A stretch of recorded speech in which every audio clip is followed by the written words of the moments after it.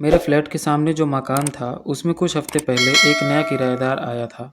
निचला हिस्सा रेंट पर दिया गया था और उसी में वो आई थी, जिसका नाम रिया था। करीब 28 साल की उम्र होगी। लंबे बाल, बड़ी बड़ी आंखें और सादगी में भी एक अजीब सी कशिश।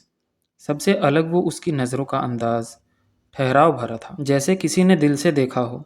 पहले पहले तो मैंने ज़्यादा ध्यान नहीं दिया, लेकिन धीरे धीरे उसकी खिड़की से आती वो लगातार नज़रें मेरी खिड़की पर ठहरने लगी। एक शाम मैं जॉगिंग से लौट रहा था, तो देखा वो बालकनी में बैठी चाय पी रही थी। मुझे देखते ही हल्की सी मुस्कुराई। मैंने भी सिर हिलाकर जवाब दिया। दूसरे दिन शाम को खिड़की के पर्दे हटाए तो देखा वो बाल सुखा रही थी, जानबूझकर मेरी ओर पीठ किए हुए। उसके चेहरे पर नहीं, लेकिन उसके चाल में एक अनकहा संवाद था। तीसरे दिन सीढ़ियों पर आमना सामना हुआ। आप यहीं रहते हो? उसने मुझसे पूछा। मैंने कहा हाँ, ऊपर वाले फ्लैट में। उसने कहा अकेले? मैंने हल्के से मुस्कुराने के साथ जवाब दिया, अभी तक तो अकेले ही हूँ।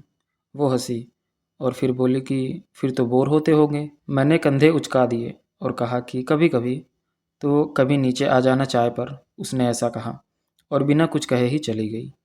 उस दिन पहली बार मैंने महसूस किया कि उसकी चुप्पियाँ भी अंदाज देती हैं। शाम को नीचे से आवाज़ आई, मनन, चाय तैयार है। उसने मुझे बुलाया था चाय के लिए। मैं थोड़ा चौंका, लेकिन फिर खुद को संभालते हुए नीचे गया। उसका घर छोटा था, लेकिन बेहद सलीके से सजाया हुआ था। रिया हल्की नीले रंग की कुर्ती में थी। चेहरे पर वही मासूमियत और नज़रों में वही अनकही बात। टेबल पर 2 कप रखे थे। पति बाहर रहते हैं, साल में 2 बार आते हैं, उसने सीधे सीधे बताया।